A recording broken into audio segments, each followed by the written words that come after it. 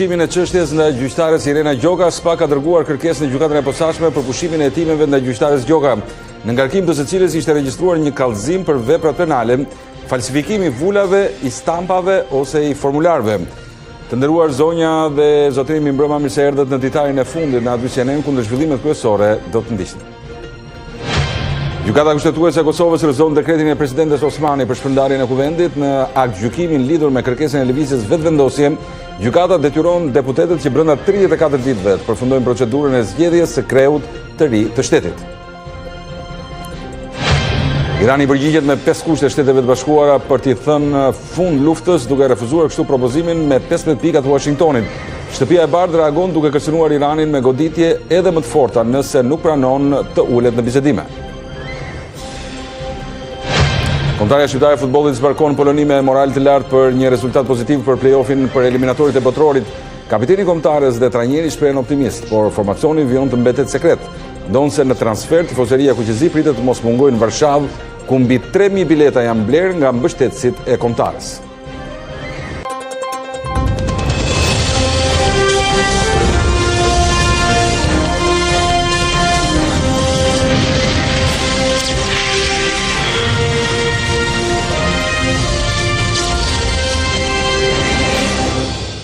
Policia e Serbisë ka arrestuar 4 shtetas të Shqipërisë në territorin e saj. Arsyeja pretenduar nga Ministria e Brendshme ishte se këta shtetas kanë kryer vepër penale duke provokuar urrëtie dhe mosdurim kombëtar, racor dhe fetar. Por tifozët shqiptar vetëm kishin me vete simbole kombëtare dhe bluzë me stampime kombëtare. Sot në ditën e përkujtimit të fillimit të agresionit të NATO-s, në llogarinë e tij në rrjetin social Facebook, publikoi një video në të cilën gjendet në veturën Audi në shoqëri të dyshuarve të tjerë, duke vozitur në autostradë nëpër Serbi dhe në mënyrë të papërshtatshme, duke treguar simbolet e Shqipërisë madhe, si dhe verbalisht në kontekst negativ përmendje Republikën e Serbisë me fjalë të papërshtatshme, lexohet në njoftimin e policisë serbe. Gjithashtu bëhet e ditur se shqiptarët janë vendosur në parabargim për 48 orë dhe më pas do të ngrihet një kallëzim penal kundër tyre.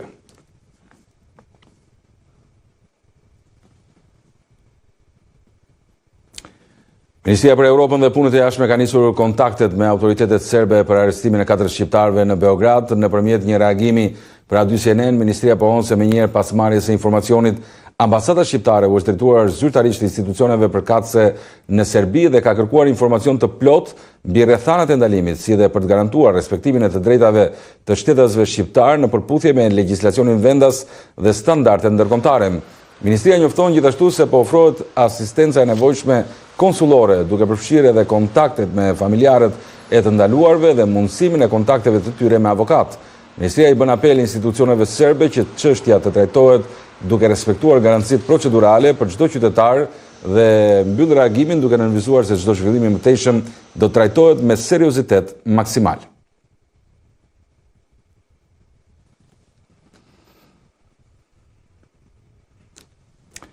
Sali Berisha reagoi ndaj arrestimit të 4 të rinjve shqiptar në Beograd duke cilësuar këtë akt si të papranueshëm dhe me motive politike. Teksa kërkoi lirimin e tyre, paralajmëroi se opozita mund të ndërmarrë protesta përpara ambasadës serbe në Tiranë. Duhet dënoj me forcën më të madhe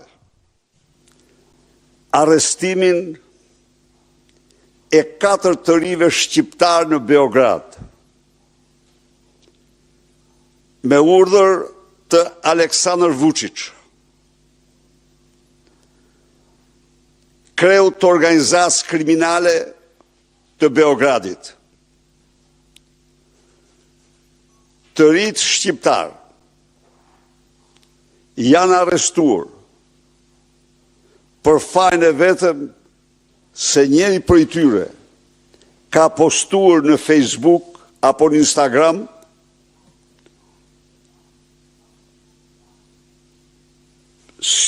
një flamur shqiptar me portretet e Ismail Qemalit dhe Isa Boletinit. Ndaj kërkoj dhe njëherë lirimin urgjent. Për ndryshe opozita do të ndërmarrë hapat e veta të protestave të fuqishme para përfaqësisë së Beogradit në Tiranë. Gjykata kushtetuese vendosi që t'i jap edhe 34 ditë kohë parlamentit për të zgjedhur presidentin e ri në Kosovë. Gjykata arsyetoi këtë vendim me faktin se kuvendi ishte konstituuar vonë dhe nuk pati 60 ditë kohë për të mbyllur procedurën. Deputetët e Parlamentit të Kosovës do të kenë kohë edhe 34 ditë për të zgjedhur presidentin e ri të Republikës. Gjykata kushtetuese vendosi se dekreti presidentes Vjosa Osmani nuk ka prodhuar asnjë efekt juridik dhe se kuvendi nuk ka konsumuar afatin prej 60 ditësh për të zgjedhur kreun e shtetit. Kushtetuesja vendimin për të dhënë kohë shtesë deputetëve e arsyetoi me faktin se parlamenti ishte konstituar shumë vonë. Gjykata marrë përballë kontekstin specifik të rrethanave të konstituimit të kuvendit me 11 shkurt 2026, vlerësoi se kuvendi nuk ka pasur 60 ditë në dispozicion, brenda të cilës periudhë duhej përfunduar procedura për zgjedhjen e presidentit. Në vendimin e saj, kushtetuesja sqaroi dhe nënë që kontestuan që lidhen me afatet. Sipas procedura për zgjedhjen e presidentit nuk duhet të zgjasë më shumë se 60 ditë dhe duhet përfundojë më vonë se 3 ditë para përfundimit të mandatit të presidentit aktual. Këto dy afate janë të ndërlidhura në atë mënyrë që procedura duhet të zhvillohet brenda kufirit prej 60 ditësh dhe të përfundojë me zgjedhjen e presidentit jo më vonë se 30 ditë para përfundimit të mandatit të presidentit aktual. Kushtetuesja sqaroi dhe pasurat nëse parlamenti sërish dështon të kenë një votim të suksesshëm pas kohës shtesë që dha. Në rast se Parlamenti i Kosovës nuk do të arrijë të zgjedhë presidentin deri më 28 prill, atëherë ai do të shpendohet automatikisht, ashtu siç thuhet në kushtetutë dhe të konfirmuar edhe me vendimin e gjykatës kushtetuese. Afatet e mundshme për mbajtjen e zgjedhjeve të jashtëzakonshme do të jenë e diela e 31 majit dhe ajo e 7 qershorit 2026.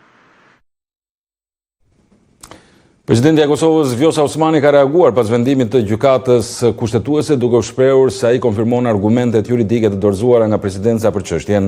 Gjithashtu sipas Osmanit, kushtetuesja konfirmon se me dekretin e saj për shpërndarjen e kuvendit nuk ka bërë asnjë shkelje kushtetuese.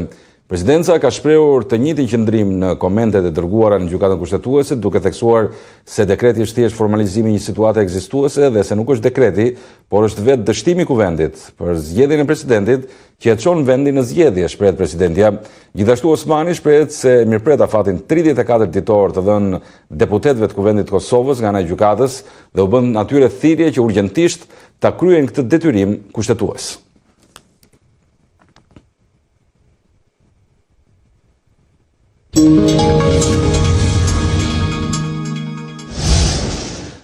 SPAK ka dërguar kërkesë në GKKO për pushimin e hetimeve ndaj gjyqtares Irena Gjoka për veprat penale, falsifikimi vulave, i stampave ose i formularëve. Procedimi ishte regjistruar më 5 qershor 2025 pas një kallëzimi të depozituar nga Adriana Kalaja në cilësinë e kryetares së Komisionit të Apelimit dhe Vlerësimit të Statutit në Partinë Demokratike.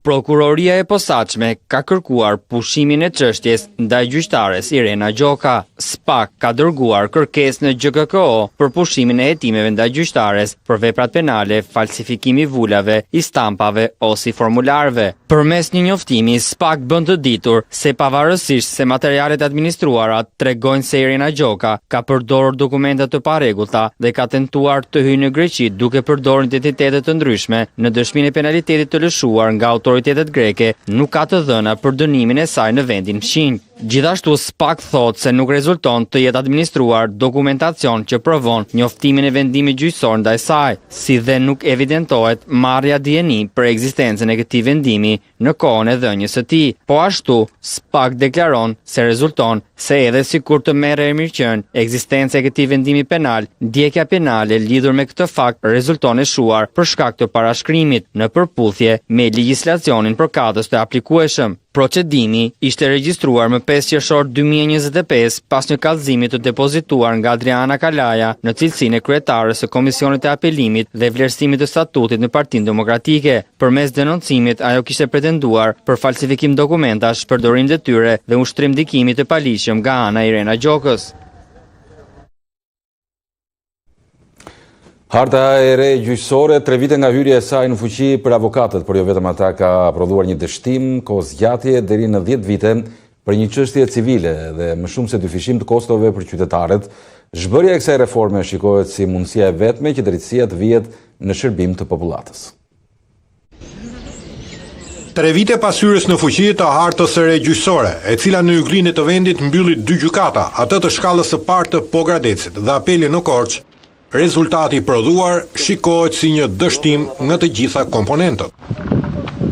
Dhe rezultati i saj është ajo që ne prisnim, pra dështimin total të kësaj reforme në raport me interesin e qytetarit. E them që ka ndodhur dështimi total për shkak sepse dy janë elementet kryesorë që ka prodhuar kjo reformë. Së pari, ka shtyr te çdo afati normal proceset gjyqësore për çdo person, dhe së dyti ka të paktën dyfishuar kostot për të ndjekur në proces gjyqësor. Por si përkthehet konkretisht ky dështim në sistemin e drejtësisë për banorët e Juglindjes? Për shembull, në rast se një proces gjyqësor dikur zgjaste 6 deri në 1 vit, sot është dyfishuar koha? Jo, nuk është dyfishuar. Për të ndjekur një proces gjyqësor civil, të duhet të presësh 10 vite aktualisht. Dhe ajo që është më e rëndësishme është që kjo kohë nuk ka ardhur duke u paksuar, pra duke u shkurtuar si kohë, po ka ardhur duke u zgjatur si kohë. Po flasim 10 vite aktualisht dhe nëse sistemi vazhdon me gjendjen që është tani, kjo kohë mund të rritet edhe më shumë. E përveç se kohës, ju thatë që janë shtuar edhe shpenzimet gjyqësore.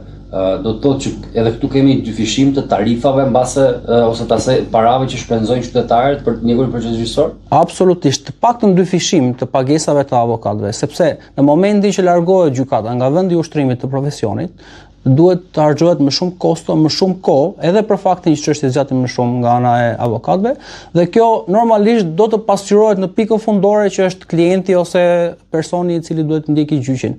Kështu që fatkeqësisht janë qytetarë që vojnë më shumë për te edhe ne që punojmë në sistemin e drejtësisë.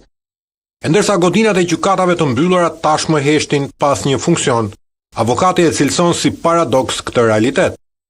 Unë nuk e di çfarë interesi ka shteti që në momentin që ka infrastrukturën dhe në momentin që ekziston mundësia që të gjejë stafin, t'i lejë gjykatat bosh dhe t'i lejë njerëzit pa ju dhënë drejtësinë ose pa ju çuar afër mundësinë për të ndjekur procese përkatëse.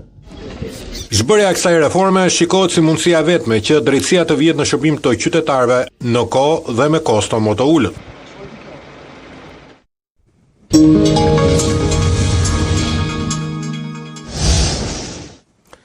Irani refuzon propozimin amerikan me 15 pika, cilin e quan të tepruar dhe paraqet 5 kushtet e veta për t'i dhënë fund luftës. Ndër tjera kërkon ndërprerjet menjëhershme të akteve të agresionit dhe dëmshpërblim për dëmet. Ndërkohë presidenti amerikan Trump ripërsëriti se po zhvillojnë bisedime shumë të mira me Teheranin dhe nëse nuk do të ketë ujdi, do të bombardojnë sa t'i dojë zemra.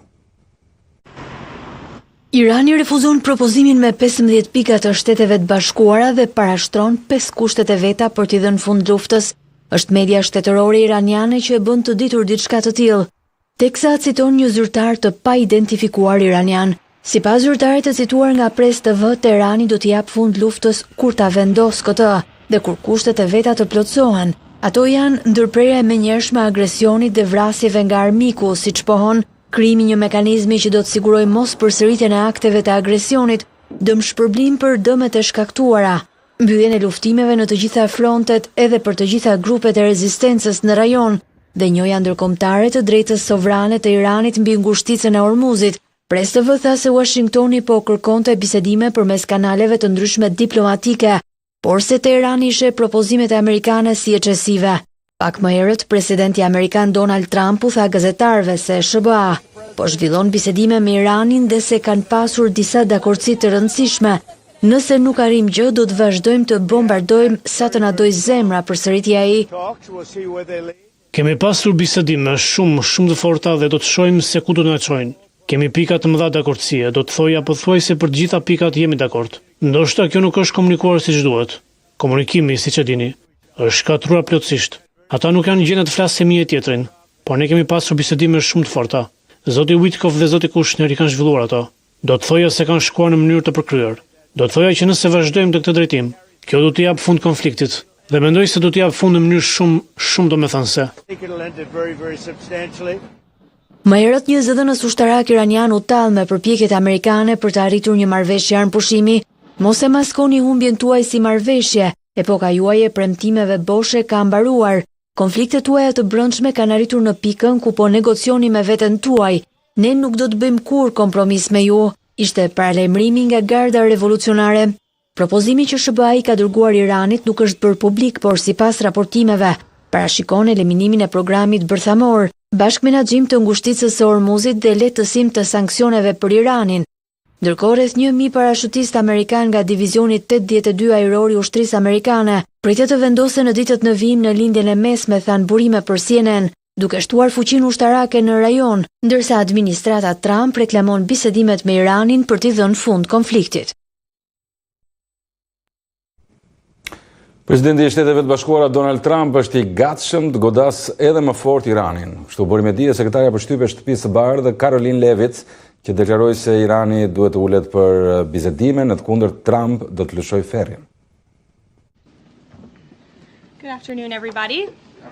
Good to see all of you. Thanks for coming today. The remaining elements of the Iranian... Elementët e mbetur të regjimit iranian ka një mundësi tjetër për të bashkëpunuar me presidentin Trump, për të braktisur përgjithmonë ambicjet e tyre bërthamore dhe për të ndaluar kërcënimin aktiv ndaj Amerikës dhe aleatëve tan. Por preferenca e presidentit është gjithmonë paqja. Nuk ka nevojë të ketë më vdekje dhe shkatrim. Por nëse Irani nuk arrin ta pranojë realitetin e momentit aktual, nëse ata nuk arrin ta kuptojnë se janë mundur ushtarakisht dhe do të vazhdojnë të jenë, presidenti Trump do të sigurojë që ata të goditen më fort se kurrë më parë. Presidenti Trump nuk po bën bllov dhe është i përgatitur të lëshojë ferrin. Irani nuk duhet të bëjë përsëri llogaritje të gabuara. Gabimi i tyre i fundit i kushtoi atyre udhëheqjen e tyre të lartë, marinën e tyre, forcën e tyre ajrore dhe sistemin e tyre të mbrojtjes ajrore.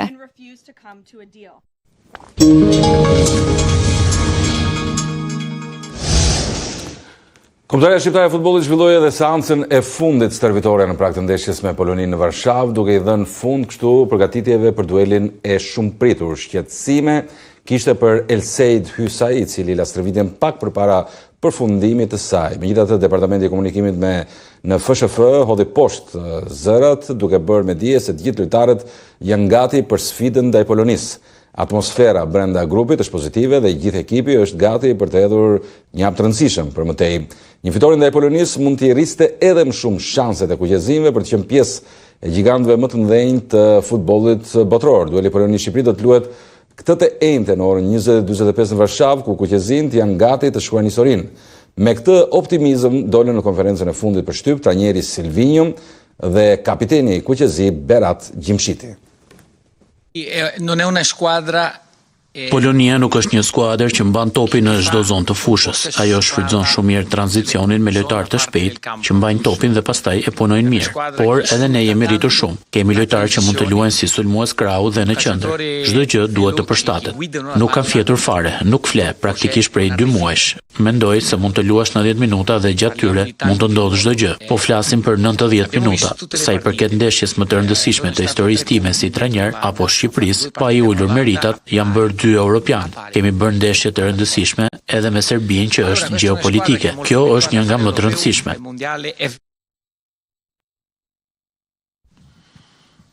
Unë besoj që ekipi do jetë gati, sepse është një rast i madh dhe besoj që nuk ka shumë lidhje eksperjenca në këto ndeshje, por është dëshira vullneti djersa çdo gjë që lën e fush dhe besoj që ai që është më i aftë do fitoj.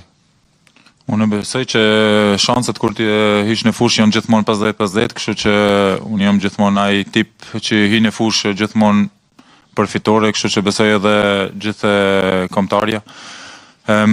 Rrisia besoj që ka qenë e mirë dhe e madhe, besoj që kemi marrë shumë eksperiencë në ndeshjet e fundit të kohët e fundit dhe besoj do na ndihmoj edhe nesër.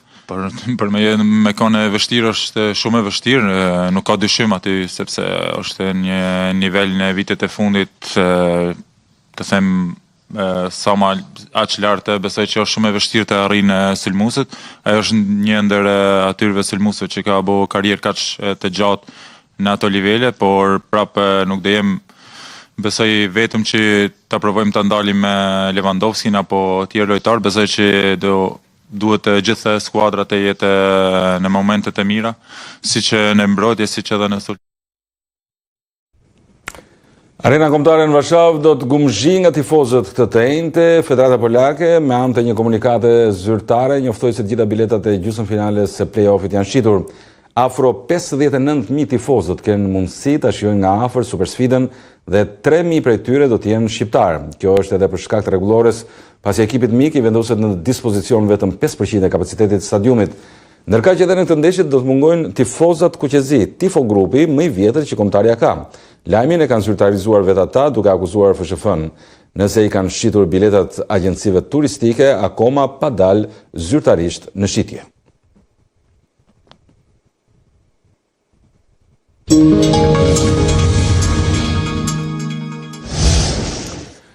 Një histori 250 vjeçare nga Firenze nga sot vjen dhe rrëfehet edhe në Kojnë. Kryeqyteti shqiptar është pasuruar me elegancën dhe historinë e Pinejder që vjen ekskluzivisht vetëm në Kojnë.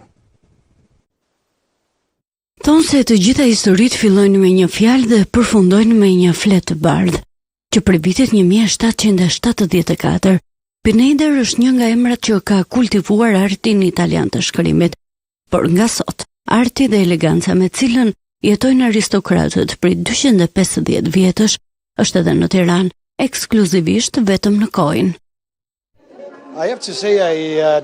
Prej 2 vjetësh jam në një bashkëpunim të vazhdueshëm me Gener 2. Kemi një eksperiencë fantastike në Zagreb.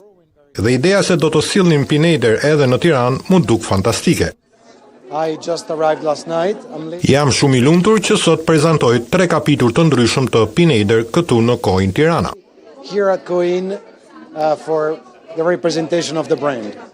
Nga agjendat e vitit 2026 të realizuara me detaje të përkryera, te koleksionet e reja të stilolapsave të krijuar si objekte arti, çdo produkt është menduar si dhurata ideale për ata që vlerësojnë kualitetin dhe elegancën. Ekskluzivisht vetëm këtu, në këtë vend, do të mund të gjeni stilograf, agjenda në lëkurë dhe stilolaps të krijuar në detaje si të ishte një vepër arti. Nuk do t'i gjeni askund tjetër në Shqipëri, sepse në politikën e Pinejder, vendi ku ato ekspozohen, kërkohen apo dhurohen, duhet të jetë i denjë. Një lloj si produktet e Pinejder që janë elegant, kanë një histori 250 vjeçare dhe që realizohen me shumë dashuri nga duart e mjeshtrave më të mirë italian. Përballë zhvillimeve teknologjike, luksi, lëkura artizane dhe eleganca që sillin mjeshtrat italian nuk janë zbehur kurrë.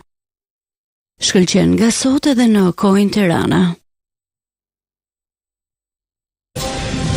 Shikues nderuar, ishte gjithçka për këtë ditë. Ju kujtoj për zhvillimet më të fundit na ndiqni në faqen tonë zyrtare@cnn.com. Bashkë jemi përfunduar këtu.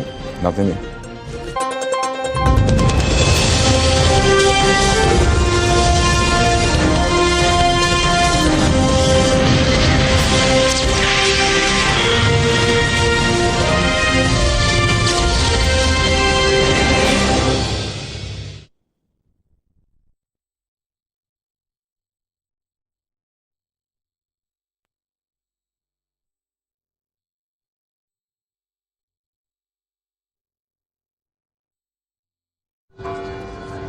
Shqipëria ka bërë përparime në transparencën fiskale dhe veçanërisht në